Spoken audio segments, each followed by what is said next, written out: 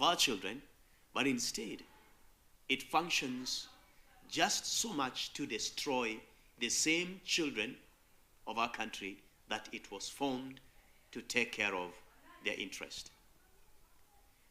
I have taken some time to study particularly this cartel and its operations and operatives in the country.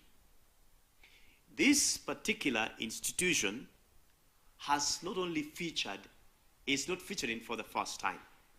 In 2019, NTV, the nation media fraternity, had sent out their investigative journalists who covered and unearthed some of the very devastating activities of Child Welfare Society of Kenya. However, when they brought this to light, the cartel, as usual, did not keep quiet or did not accept, but instead decided to retaliate and to defend itself. So bitterly, it was the defense until they had to go all the way to the courts. They would seek for court injunctions and every other thing. They also threatened the journalists and the reporters.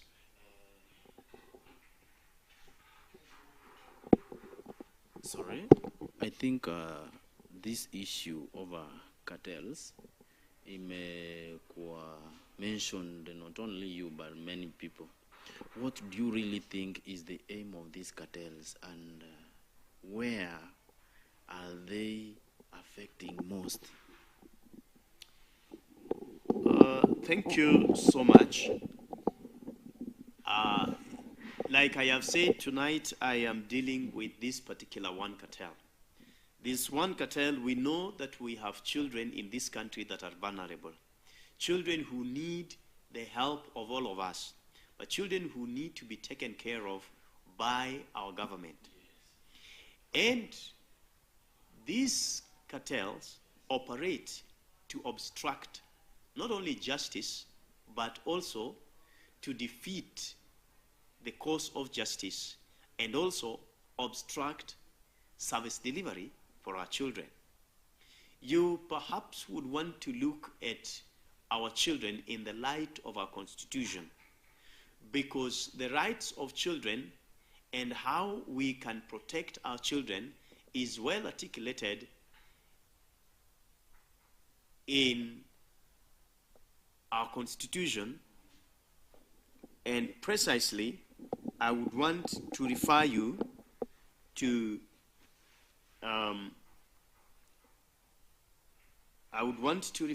in this particular instance to two places that I would want to refer you to. Article 53 of our Constitution 2010 outlines the rights of children. And the Children Act Cap 141, Laws of Kenya, gives effect to this article of the Constitution and makes the provision for children's rights, parental responsibility, alternative care, and alternative care of children, including guardianship, foster care placement, and adoption. It also makes provisions for care and protection for children and children in conflict with the law. It also makes provision for and regulates the administration of children's services. The Children Act, that is Cap 141, establishes the office of the Secretary of Children's Services, who is the head of the Directorate of Children's Services, or DCS, in this matter. It also goes ahead in our Constitution, and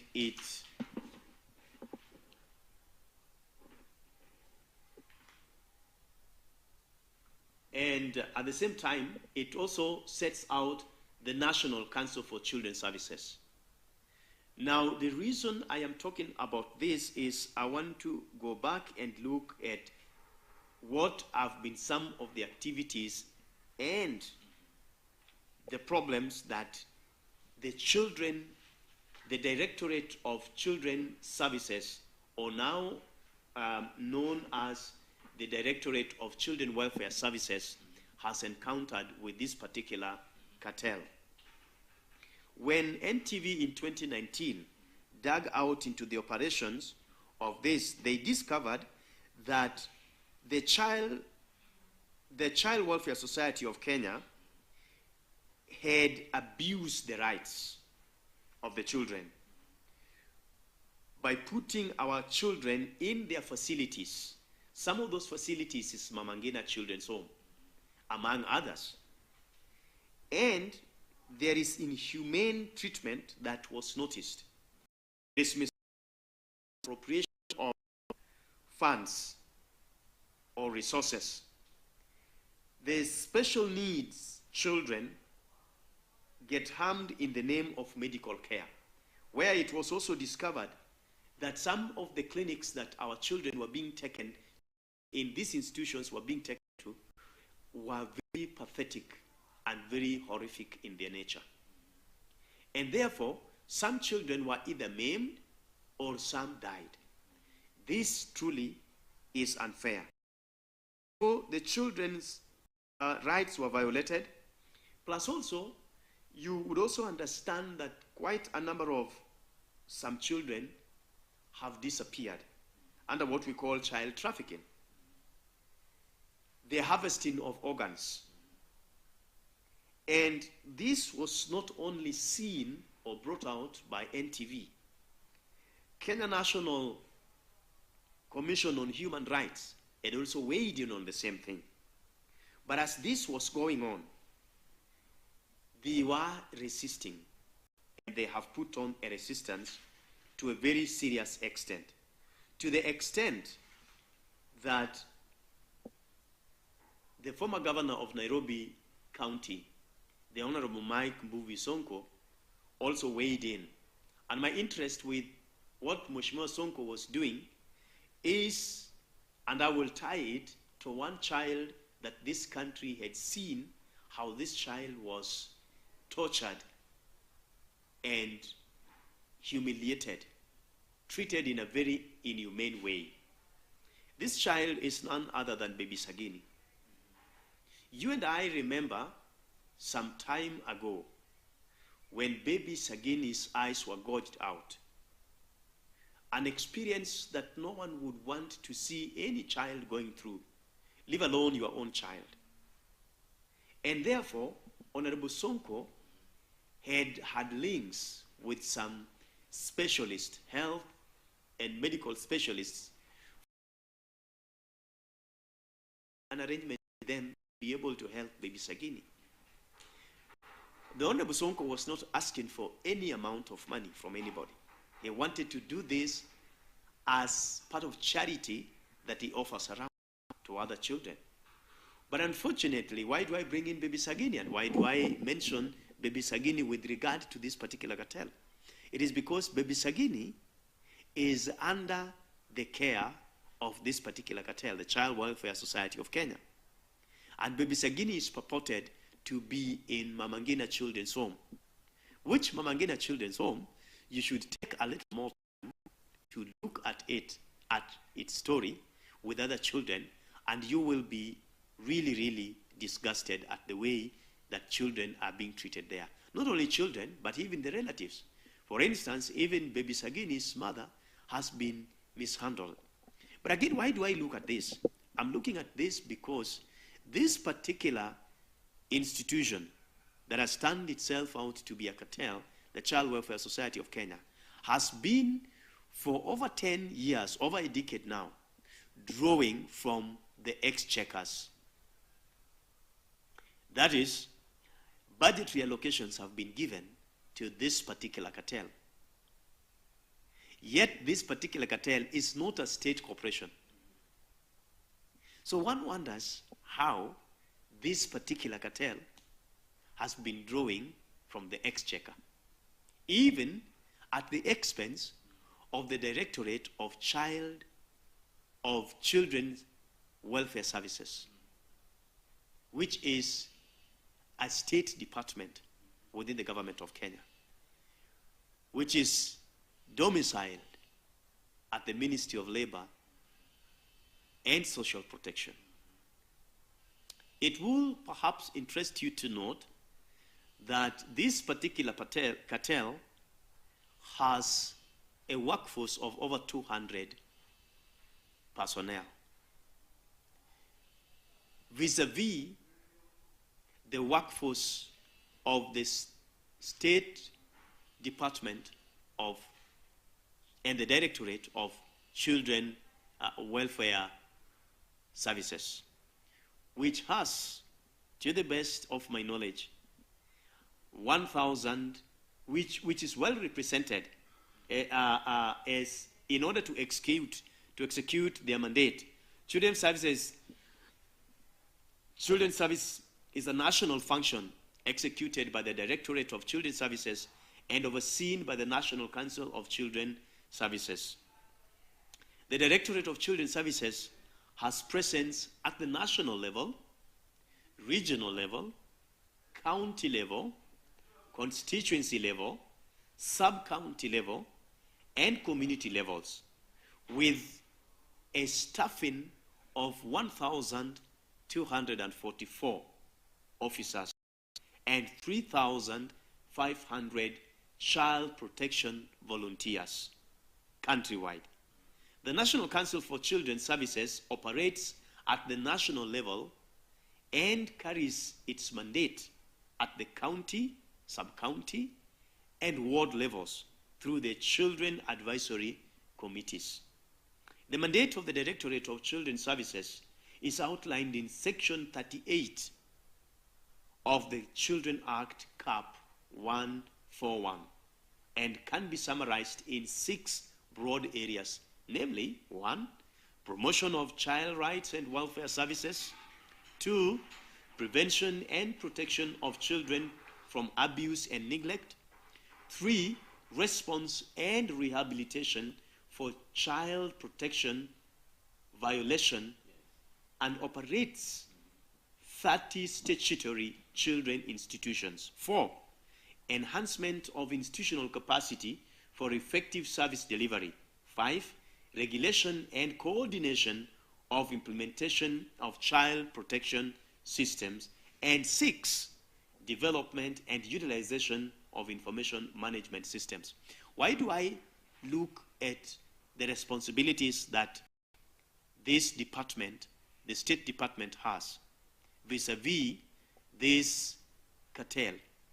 It is because the staff and the children officers that are actually working in the entire country to be able to deliver for our children have been lacking in many ways, because funding to that state corporation has not been up to date.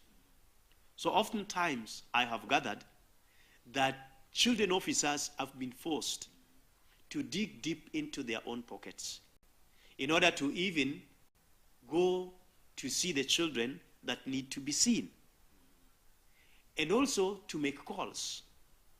But at the same time, it will surprise you that while that is happening, this cartel has been drawing from the exchequer and yet not carrying out its mandate as was originally supposed to be. Let me ask you, when we try to focus on this issue, you mentioned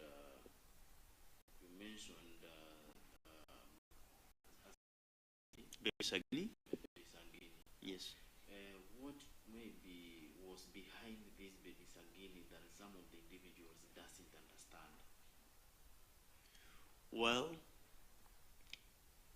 remember that we one time woke up to the sad news of the grandmother and another relative, or some sets of relatives of Baby Sagini, had conspired and gouged out 2 eyes of Baby Sagini.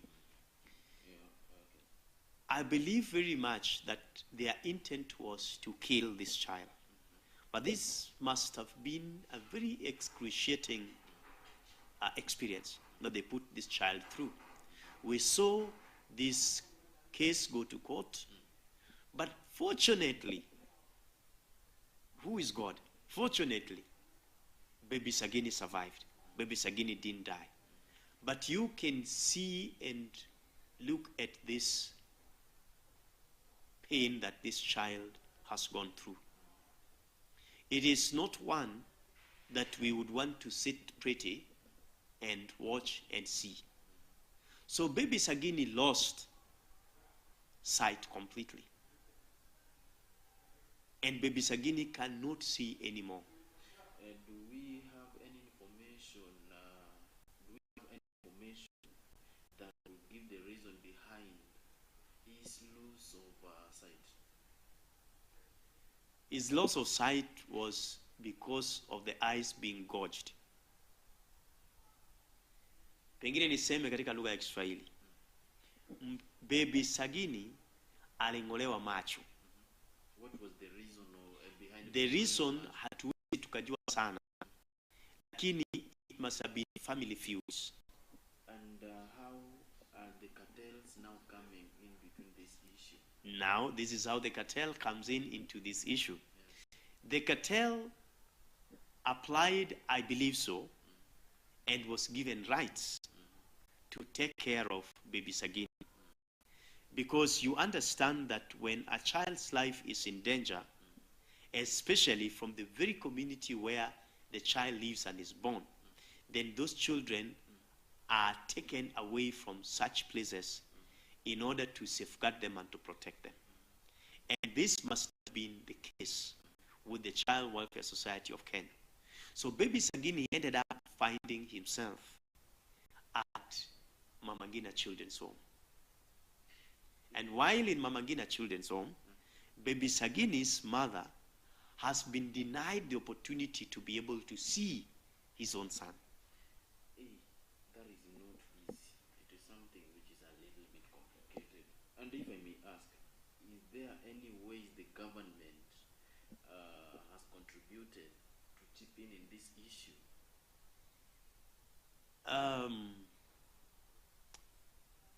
To chip in to the extent of baby Sagini's suffering? Not at all. Because I have followed from the State Department for Children Services, Children Welfare Services, that even them, they had wanted and sent their officers, children officers, to the same institution to be able to get a report of how baby Sagini is faring on. And yet, this same particular cartel refused the children officers the opportunity to see baby Sagini. And instead, twisted them. There is one who sits in this, at the helm of the leadership of this cartel. One, Irene Mureithi, who is the CEO of this cartel. A woman who has no senses completely. A woman who does not want to cooperate with anybody. Not only were the state officers denied the opportunity to see baby Sagini, to record the progress, but also even well-wishers who wants to help baby Sagini, like the Honorable Mike Buvisonko. And even, so devastatingly, the mother. Because the mother had gone to Mama Ngina Children's Home wanting to see her own child. You mean that? Remember that the mother to baby Sagini did not participate in any way in harming baby Sagini. So she is not a threat, and she has never been a threat to our own baby. But you can imagine the touch of a mother and baby. And she makes a trip, and she's a peasant. She lives from hand to mouth. You mean that the biological mother? The biological mother. A step of going to see the baby, and yes. She's denied the opportunity, and she's told she cannot see her own baby. I don't know if you understand how devastating this is.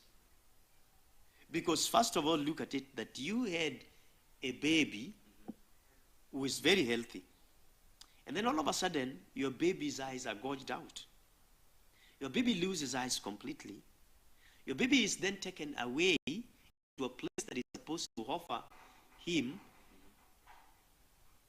security and protection, because you do not understand what the intentions of the people who carried out this heinous act are going to do.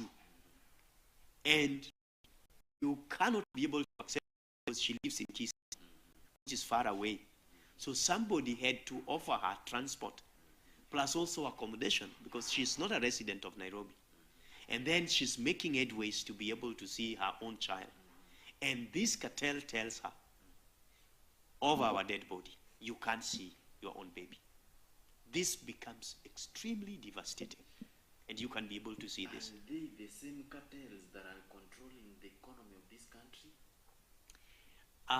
Yes, cartels controls the economy of the country. But I want you to look at this cartel, that this cartel brings nothing to the economy, but takes away a lot from the economy.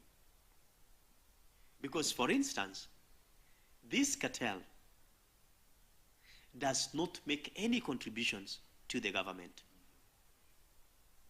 Instead, this cartel in the recent past, and I have gathered with a lot of interest, that this cartel given almost about 10 billion Kenya shillings by the government through the budget to finish some of the buildings, some of her constructions for some of the homes and orphanages that they have been putting up. And that is what I am saying, that has been done at the expense of the children officers who work on a daily basis to deliver for the children of this country, when they cannot even have money for airtime to make calls, when they have to dig into their pockets to get their own transport to some of these facilities. And you know, sometimes when they go there, some of these children, when they have made bonds with them, they cannot go there empty-handed. Sometimes you carry a gift with you and you go with it. This gift also comes from these same pockets. And sometimes it is very devastating. We have also seen where in the previous years, where state officials or civil servants, for this matter, and public servants, were not able to be paid in time in terms of their salaries and wages. And therefore you can imagine, but at the same time, these officers have to be at work. And these officers have to generate reports. These officers have to articulate all their issues. Now you can see that. And what even annoyed me is that this particular cartel even has the audacity to threaten members of the Fourth Estate, because it is not only NTV that has run this story. KTN did it. I think Citizen has also done it, and many others. And even the cry from the public has been turned a deaf ear by the leadership of this cartel. Now this is impunity. And one wonders, why in particular is this cartel being funded by the government at the expense of others who offer similar services in this country? Why particularly this one? What value does this particular one bring to the table as opposed to others? Your guess is as good as mine. Nearly none. And it is completely nil. But you see the racket. In order for a cartel to operate like that, it means that there is somebody sitting pretty in government through whom they are operating and working and coordinating themselves. Do you really think there is somebody in the government or any leader, for example, who is coordinating with this cartel? Yes. And how? Let me give you a little insight about that. This particular cartel, whenever there is a new minister, a cabinet secretary posted to the Ministry of Labor and Social Protection, or a PS, principal secretary, posted there, instead of the minister or the PS meeting first with their officers, who then should brief them and tell them how things runs in that ministry, the first person that they usually meet is this particular cartel called the Child Welfare Society of Kenya. Now you wonder, has also refused, it is on record refusing, because the former PS, Commissioner Marwa had actually asked them to be incorporated as part of the government, and they refused. And you can imagine that the first line of personnel that the minister or the PS need to work closely with, and so they obviously the first that he need to meet are the ones serving in the ministry, and yet this is not the ones. How do you think these issues that are controlled by the cartels can be easily managed? Even before we get there, like I said, cartels are lethal. Cartels will come for you, then they will kill you. You must understand that. So there is no way maybe cartels operates. That is why I compared cartels to TB bacteria. That whose aim is to actually destroy and kill you. Now the cartels works in a way that if they find you on the way, trying to block them, is not an option. It is the only option that they have. So they can do that. Yet they have refused, this particular one refused. And you can imagine that before the minister or the PS meets the officers that he will be working with, he or she will be working with on a daily basis, the first person that they meet is this cartel. What do you think is the interest of this cartel as being the first? It means that this cartel meets the ministers posted and the PSs posted and the senior government officials posted there in order to bribe them. Because cartels can only live and operate under corruption. They have to bribe their ways in order to survive. And then they pocket them. So once somebody has been bribed, then they are pocketed. This, I know, is not going to sit pretty well with them. I also understand it is not going to sit pretty well with the state officials and public servants and civil and senior civil servants that they have compromised. I know they are going to come out. But before the end of this interview tonight, I will be calling out on some individuals whom I know, whom action should be taken against. Because I am aware of the cabinet meeting that met. And I want to refer to the cabinet meeting that met at on the 21st of January, 2025, chaired by His Excellency Dr.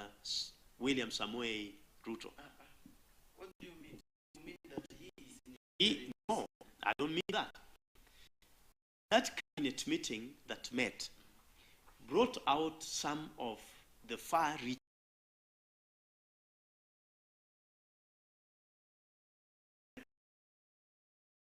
to be able to take care of some of the cartels that are obstructing delivery of government services to the people and the citizens of this country. one of those reforms that were addressed was how to, be able to realign the state corporations, and or what you would want to call as parastatals, Yes. through which the government works to deliver the services. And I can tell you that in line with the commitment to streamline government operations, which was also meant to reduce wastage and curb excesses, the cabinet approved a series of recommendations aimed at reforming state corporations.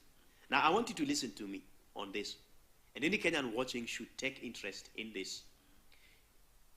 These are some of the reforms. The reforms will address operational and financial inefficiencies, enhance service delivery, and reduce reliance on the exchequer. The National Treasury had assessed 271 state corporations, excluding those earmarked for privatization. The reforms include merging 42 state corporations with overlapping or related mandates into 20 entities to improve operational efficiency and eliminate redundancy. 2, 9 state corporations will be dissolved with their functions transferred to the relevant ministries or other state entities, with 16 corporations with outdated functions that can be provided by the private sector will be divested or dissolved. Now, 6 state corporations will undergo restructuring to better align their mandates and enhance performance. Additionally, 4 public funds currently classified as state corporations were agreed to be declassified and returned to the relevant ministries with a strengthened governance framework. Now listen to this. All professional organizations that currently are categorized as state corporations will also be declassified and will no longer receive government budgetary allocations. One of such is the Child Welfare Society. And I want you to look at it, that was the resolution of the government through the cabinet meeting that took place on January 21st, 2025 at Kakamega State Lodge. Now, you can perhaps look at it and you will be able to see state corporations, the ones that it is said all professional bodies currently categorized as corporations should be declassified and should not be financed through the budgetary allocations. Let me just mention, for purposes of record, some of them that we need to watch out. There is Hydrologist Registration Board, number 1. Number 2, Clinical Officers Authority. Number 3, Council of the Institute of Nutritionists and Dietitians. Then Kenya Health Professionals Oversight Authority. Number 5, Kenya Medical Laboratory Technicians and Technologists Board. Number 6, Kenya Medical Practitioners and Dentists Council. Number 7, Public Health Officers and Technicians Council. Number 8, Nursing Council of Kenya. Number 9, Engineers Board of Kenya. Number 10, Institute of Certified Investment and Financial Analysts. Number 11, Institute of Human Resource Management. Number 12, Kenya Institute of Supplies Management. Number 13, Child Welfare Society of Kenya. Now, Mr. We are in the process of budget making as a country. August between 10th and 15th, somewhere between 10. To bring you that direction, because I wanted also to understand when even the budget of this country is well maybe budgeted, and there are many plans maybe over the budget, and they have got all those plans that they really need to plan over the budget, are there also some of the effects going to come through because of these people you are calling cartels? Quite a lot. You would understand when cartels are receiving budgetary allocations and drawing from the exchequer at the expense of the very state departments or corporations that ought, or departments that ought to deliver, and yet they are incapacitated because they do not have enough funding. In this country, we have been talking about, our debt and our debt management and our debt ceiling having been reached. And yet you realize that some of those funds are pilfering. I don't know if today perhaps you noticed the report of the Auditor General, Madam Gadungu, when she was talking about how the country has lost 6 billion. I think what I captured was 6 billion that has been lost in payments that are servicing our debts. And then you wonder if that money was put into use, it could help a number of things. It could help. For instance, we have things like SHA. We have issues like now the children department, which needs quite a lot.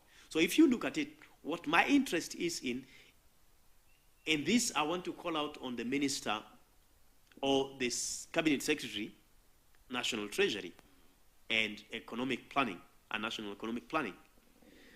Mheshimiwa John Badi, Kenyans are watching. And we are watching with a lot of keen interest, especially in lieu of light of this cabinet resolution, in which you were part. You sat there, or perhaps even if you didn't sit there, but you are well aware of what happened and the steps that needed to be taken. You understand that we do not want any more pilferage, any more excesses that goes into waste while Kenyans are dying. Mr. Minister, we hope we will not be able to see a budgetary allocation for this cartel masquerading and pretending to be offering services to our children, while we know they are just harming our children.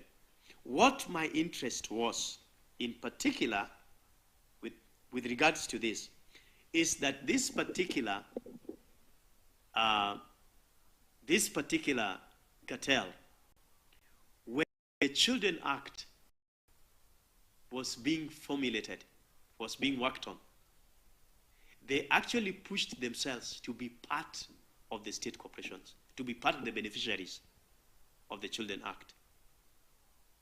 And indeed, it was until I think they were cornered or they were lied to, such that the document that they thought that they had, which had them also included, did not see the light of day. The one that was passed had excluded them. But every other time when these things have happened, they have always come back to find their ways, like through Parliament. And I think some members of Parliament are working very closely with this cartel. Because, you know, Parliament operates through committees.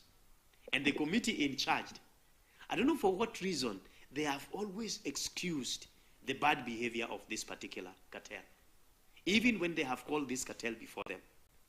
And this cartel, as it has been called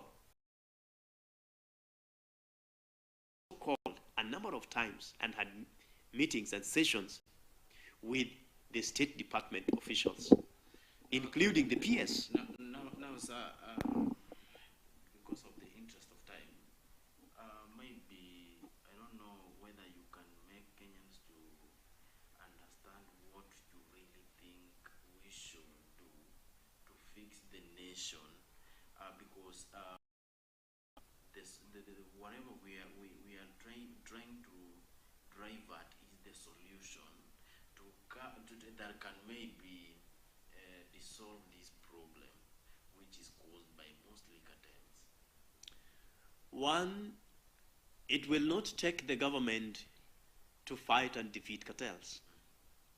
It will have to take all of us, both the sitting government,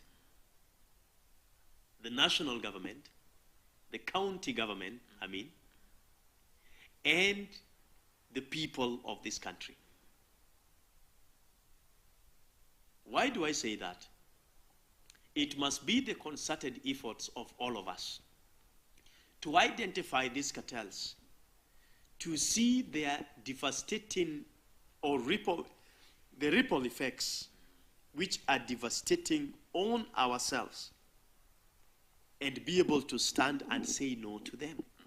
Because like I said, if the cartels find it is only one of you fighting them, they can eliminate you or a few. For some government officials, they will go out. And when they are bribing them, it does not necessarily mean that the head of state or the president knows that his officers or those working are being bribed. Of course, you understand that the president is not God to be everywhere. The president is not the omnipresent person. It is only God who is omnipresent. But at least the buck should stop with us. One of the things that Kenyans ought to do, we must be patriotic enough. Like the late President Daniel Arap Moi used to sing to us, Tuweni Wazalendo. What is lacking on our part is Kuwa Wazalendo. If we become Wazalendo as the citizens of this country, then we should be able to identify these and call them out. Like I am calling out on this particular cartel. I want to ask Kenyans of goodwill to join me and Honorable Sonko in fighting this cartel. Because what Sonko had wanted, this particular Baby Sagini would be. And Baby Sagini has not been helped up to now. Indeed, I can tell you, Felix, that I am not sure if Baby Sagini is alive. The government need to come out clearly and produce Baby Sagini for us to be able to see Baby Sagini and to quench our curiosity that Baby Sagini is alive. Because maybe we could be sitting here and talking about Baby Sagini, yet Baby Sagini perhaps was killed or trafficked. If Baby Sagini is still within the confines of our country, then let's see Baby Sagini. But again, why do I talk about this? Because it has interested me to notice the acts of the minister in charge of labor and social protection, one Dr. Alfred Mutua, and I will not hesitate on this. I have proof that Dr. Alfred Mutua, the CS in charge of labor, Ministry of Labor and Social Protection, had a meeting, led his officers.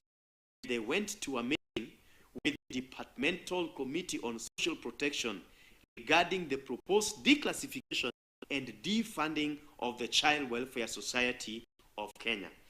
This particular meeting took place on February 24th of this year. That was a month after the cabinet had passed a resolution. Now, while they went there into this meeting, as the conversations went on, it is on record, and Hansard has it, that the committee members asked Dr. Mutua if the State Department of the Directorate of Children Welfare Services has the capacity to carry out the responsibilities and duties that the cartel purports to have been carried. His answer was very disgusting when he said no.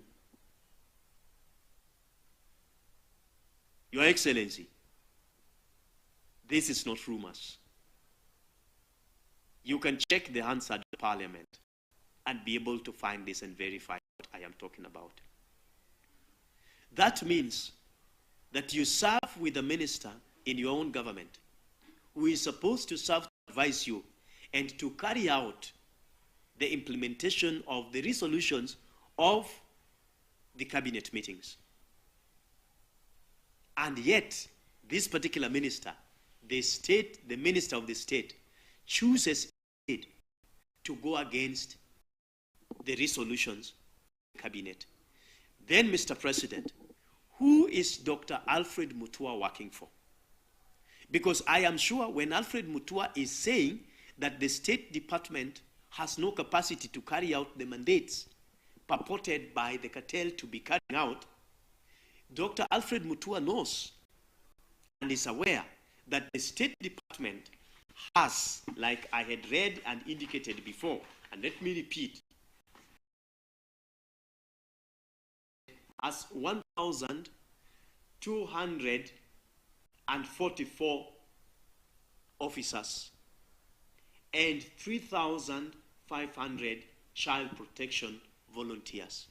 Now, how come that someone with only 200 has capacity, and the person who has over 4,000 at their disposal to deliver for the children, we are being told that cannot? This cannot be. This is my question. We are running out of time. How is Wilfred Mutua coming into this? And what, I mean, wakifanya nini to an extent now that amejipata kwa hii group? I don't know what he has been doing, but you see, Dr. Alfred Mutua, how he comes into this is he's the cabinet secretary in charge of labor and social protection. It is the same ministry that houses the State Department for Children. So you understand he's the minister. So while he's accompanied by his officials and his officers, and they go to meet the Parliamentary Departmental Committee on this issue of Child Welfare Society of Kenya, when he's asked the question, does the State Department have the capacity to carry the functions that the cartels carry, he says that the State Department does not have. And that is why I've gone back to the numbers. Because then you wonder how. And Your Excellency, President William Ruto, I want to ask on behalf of Kenyans that either two things, Dr. Alfred Mutua is resignated, or altogether, if he can't, fire him. Because Dr. Alfred Mutua is not working for the government for the people of the country. Instead, he has chosen to work for the cartels. And this is just one cartel that we are talking about. How many cartels, perhaps, has he been working for? Because I know that there is what we call collective. How come in the cabinet passes resolutions, and instead of implementing, he says and he does the opposite and the contrary? This is not rumors, Mr. President, like I have said it. This is there in the Hansard of Parliament. Unless Dr. Mutua is untouchable, which I do not believe.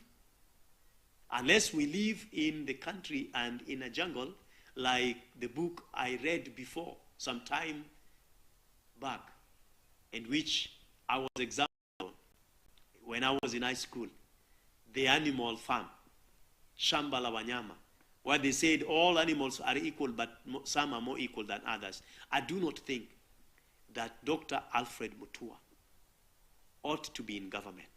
Dr. Alfred Mutua, I want to look at you straight in the eyes, and I want to ask you, get to your laptop, draft your resignation letter, and tender it to the head of state, that the head of state may be able to find an appropriate Kenyan who can work in that department, because that's the only thing.